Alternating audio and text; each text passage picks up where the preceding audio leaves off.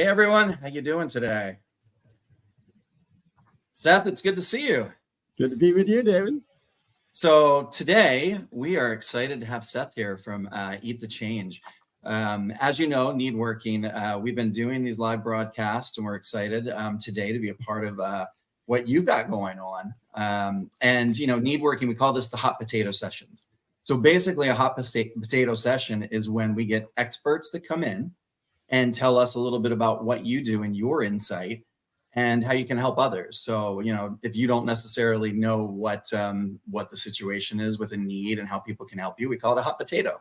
So that's and it fits right in with eating the change and all of your natural stuff that you're doing. I'm going to eat that potato.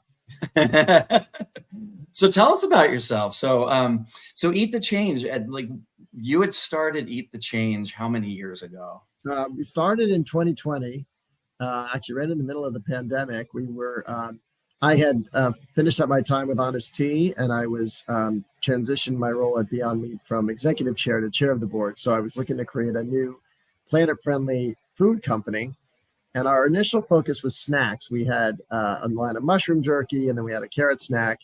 And what happened was we got this unexpected news just about a year and a half ago from Coca Cola that they were discontinuing Honest Tea. And we quickly pivoted and said, well, that's an amazing opportunity.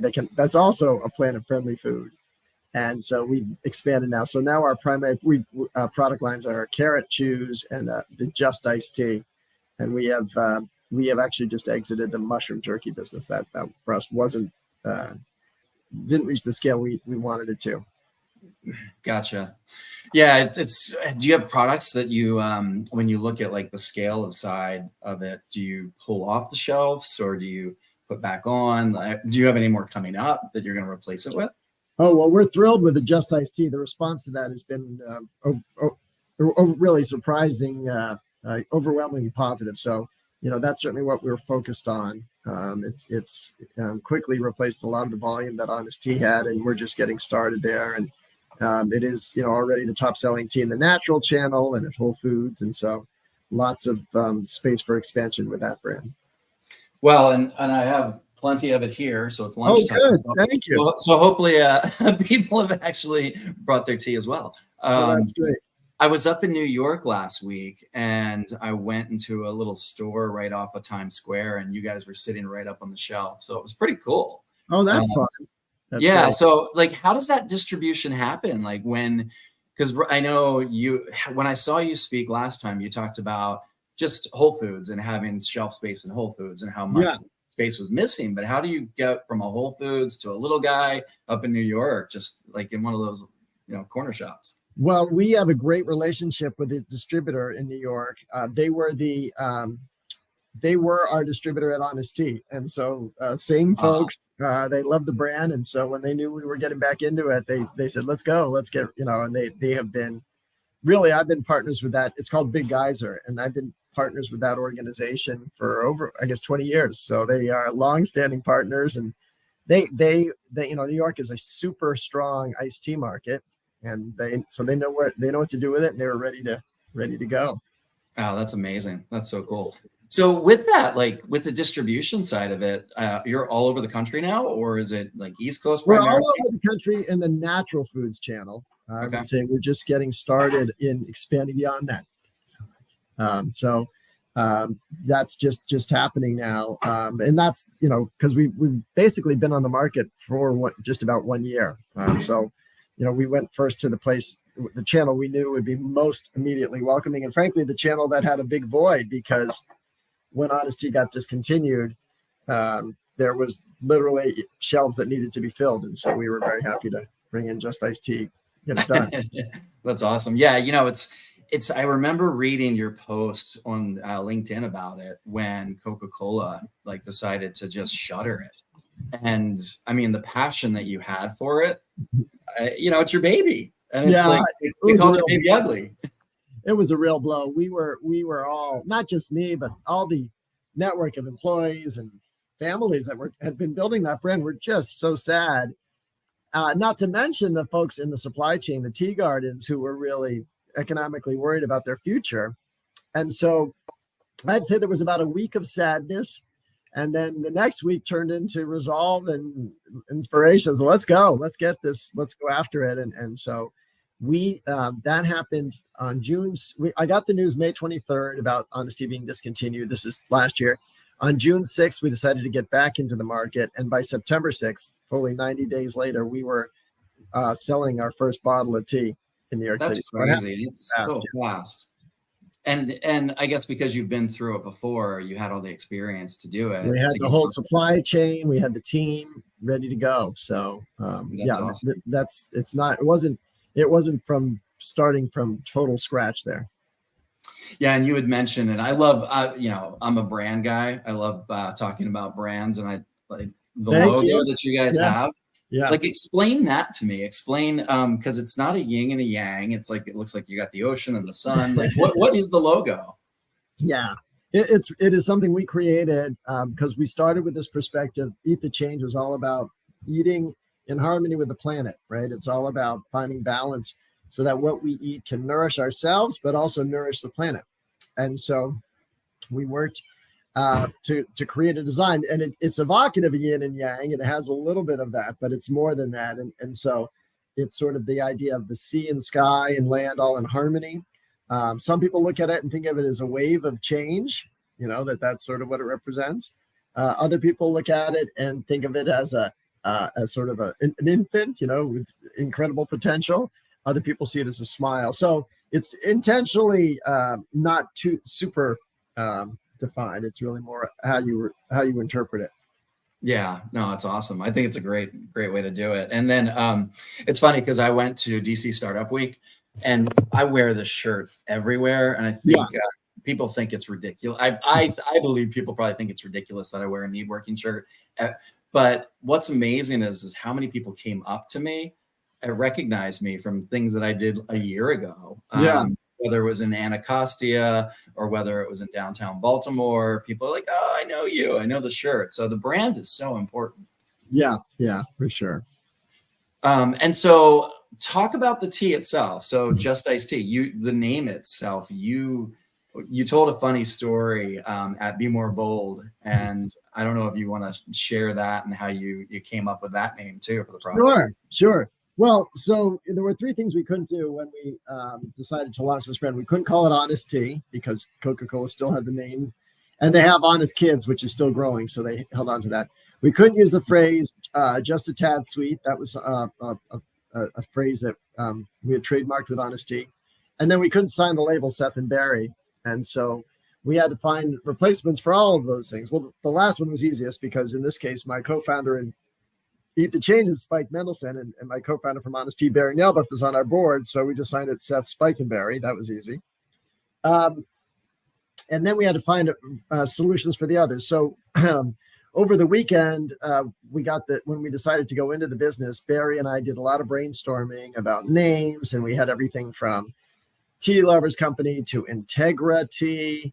But then he came up with the phrase Just Iced Tea. And for me, because it could also be read as Justice Tea, it was a perfect name. And so we went right with that. And then that made it easy to think about, rather than just a tad sweet, we said just sweet enough, which is a great way to communicate the taste profile. So just over a weekend, we got it. We didn't work with any fancy branding agency to get that done. Yeah, that's great. Well, so now are you going to come up with different things to tie in, like Justice Tea? Well, absolutely. So from our point of view, justice is embedded in the drink, right? Because it's all fair trade certified. And what that means is that we work with all these suppliers across the world, whether it's in India or Africa or Mexico or Brazil, where the workers are paid a living wage. A portion of the sales goes back to their communities that the workers get to decide how to invest it. It's not the owners, it's the workers. And so sometimes they'll invest in schools or healthcare. Sometimes they'll invest in their own infrastructure. Sometimes they'll invest in the case of Tea Garden in Mozambique, they'll invest in a hearse to transport dead people. It sounds really morbid, but it's like, well, they don't have no one has a car there, and when people die, they need a way to treat death with dignity. And so, it's really interesting when you give the community the economic tool to see where they direct it. So when somebody's buying a product, they're supporting all these different communities Absolutely. across the Yeah. world. So you said Mozambique. What are some of the other areas? Yeah, so Mozambique is an incredible source for tea. It's in fact this tea that I'm drinking, the Just Iced, the half and half, is sourced from Mozambique. We also buy agave that comes from Mexico. We buy organic fair trade honey that comes from Brazil, and then we get lots of different teas from India, southern and northern India, and then some green teas we get from China. Wow. So you're all over. And did you went and explored? Obviously, you went to every location to go get well, it? with Honest Tea, I have. With Just Iced Tea, we've just got Spike and I went to Mozambique. We actually have a video on YouTube you can see where we sort of documented the trip. But we'll look forward to connecting with the some of the other sources. So I would say most of the same suppliers, but a few new ones in the case of Just Iced Tea compared to Honest Tea. And we want to continue to evolve and find communities that we can both support and where we can make an impact. And Mozambique is easily, well, I don't say easily, but it is certainly one of the most inspiring communities we visited. It's a community that's quite poor. Mozambique is one of the poorest countries in the world, and Zambezia province, where we source, is one of the most poorest provinces in Mozambique. So this is a community with a life expectancy of 54 years old, where they have malaria, cholera, typhoid, AIDS. And so one of the things we're working on with our partners is to fund a pathology clinic in this community so that this can be a source, a place where some of the fair trade funds help support. Wow, that's amazing. Well, and you have on the website, and I noticed climate friendly eating. And so I guess that ties in with doing that as well. So what's your definition of climate friendly eating? Yeah, there's quite a few. So one is everything has to be plant-based. Everything is organic certified, meaning no chemical pesticides, no chemical fertilizers. We also have a policy to try to avoid, look for crops that have lighter water and energy footprints. And tea is a perfect example. So tea bushes are probably the most sustainable crop there is. They're grown and the leaves are picked by hand, and then the leaves regenerate. So there's no plowing, there's no tilling or tractors. It's just very, very environmentally light footprint. And then we also have a policy around biodiversity. We wanted to support more diverse crops. It turns out there's 6 crops that account for over 50% of all agricultural production. And we said, let's leave all of those ingredients out. So that means no soy, wheat, corn, potatoes, rice, or sugarcane, which are a lot of foods. But that's why with Just Iced Tea, Honest Tea was sweetened with organic sugar. In the case of Just Iced Tea, we sweeten it with either agave or with honey, or no sweetener at all. Gotcha. Yeah, the honey is amazing. It's like, and it's funny because I've got a little bit of a cold here, and I'm sitting here and I'm drinking the honey green tea. Oh, good. And yeah. I'm like, it's actually kind of clearing my throat up right now. It's probably really good for allergens too, especially. That's right. Yeah, it's a really wonderful recipe. And mint too. So what are all the flavors that you've got? I've got them. Yeah. So we have nine varieties in Just Iced Tea. So the half and half is the top seller in New York City. Then our peach oolong is our top seller nationally. Then there's a Moroccan mint, which is a green tea and mint. That's a long-standing one going back to Honest Tea's earliest days. We've been selling that. Then we have the honey green that you mentioned. My recent favorite is the mango white tea. That's a really beautiful recipe. I haven't had that yet. Yeah, so that's really nice. And then we have 2 unsweetened varieties. There's an original black tea and original green tea with no sweetener at all. Those are for the tea purists, I say. Then we have a lemon ginger herbal tea, which is really nice. And then we have a berry hibiscus, which is also an herbal tea. And that's based on a recipe we had from Honest Tea from back in the day. Very cool. Appreciate that. Yeah, I didn't know you had that many brands, because when you see it like in the shelves, like certain stores pick 5 or they'll pick 4 to carry, I guess, and they won't pick all the meat. So love going into a store and seeing all the varieties on the shelf. There's some partners that do, sell every one of them. Yeah. And your website, I saw that you can actually find locations. So that's got to be tough to keep up with, like on that location side of it. Well, we used to spend a lot of energy with at Honest Tea. People would be back in the day when there was phones in the offices. People call, where can I find it? So we put it on online, and now it's wired so that when our distributors make a delivery, we can actually it links to our website. So fortunately, we're not having to populate that chart ourselves. Gotcha. Yeah. Makes sense. So I've got a book coming up. It's called Stop Networking, Start Need Working. And so with need working, the whole concept of is just people helping one another. If there's a need out there, somebody helps you. And, I know you've been on this journey for a long time and you had needs early on. Mm-hmm. And I remember driving down Route 1 and in Laurel and like going down to Laurel and passing by the warehouse like forever ago and like stopping by and see it because I worked in radio. But I guess my question is in Maryland, because how did you get started when you started Honest Tea and really you couldn't do the journey by yourself? You had to do that journey and learn the whole space. Yeah, it was tough, really tough in the beginning. I had no beverage experience. And so initially I had been working in the investment field. This was back in 1997 when I was giving a presentation to a bunch of investors. And after the presentation, I went for a run. After the run, I was thirsty. I went to a beverage cooler and I said, there's nothing here that's going to meet my thirst. And so that was when I decided I wanted to try to create that less sweet drink. And fortunately, Barry, who had been my professor from business school, was interested and wanted to support. And he had just come up with the name Honest Tea. So it was this perfect sort of connection and alignment. And started out of my house and figured out 5 formulas that we could brew in the kitchen and put them in 5 thermoses with an empty Snapple bottle and brought that to Whole Foods and said, we want to sell this in your store. And they gave us that chance. And we were able to deliver to those Whole Food stores, but from there it grew very, organically into other natural food stores and other Whole Food stores. And, but it took a long time. Distribution was really hard. Financing was hard. Marketing was hard. It was all hard because not only did I not know what I was doing, but this was really a very different time in the beverage world where everything was super sweet. Nobody was selling less sweet drinks. Nobody was selling organic. Nobody was selling fair trade. And so there was a lot of building to do. Yeah, I remember because I worked at Infinity Broadcasting and we had Howard Stern. And so Howard was like pushing Snapple all over the place. Like that was his thing. And to like get like that exposure, I mean, you've got to spend a lot of money and especially like being on the shelves, like, slotting, like that's got to be an expensive thing when you've got all the other guys that are like right there spending money.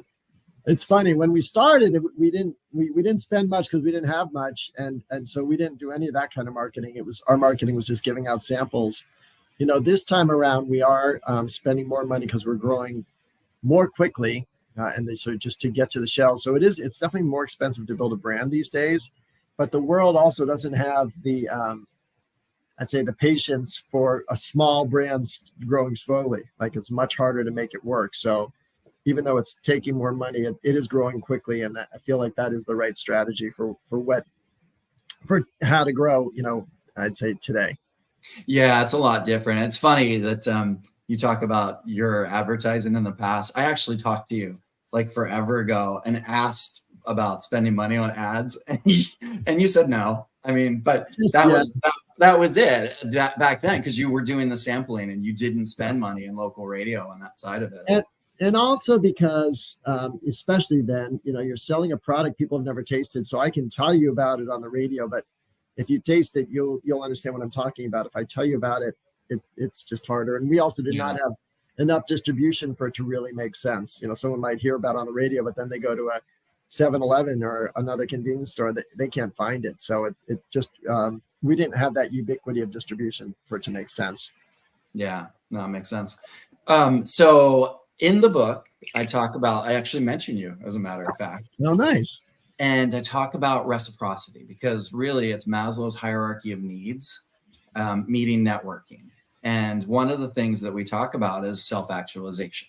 So when you get to that point in your life and your career, you want to give back and you want to help others. And I was looking at some of the things that you've been doing, and it's amazing how you're giving grants now to startup businesses and some of the things that you're working on. So tell me about that. I mean, being at DC Startup Week and seeing like some of the guys doing a lot of the wheatgrass drinks and some of the other things that are coming out to really change the food industry. Like, what are you doing to help them?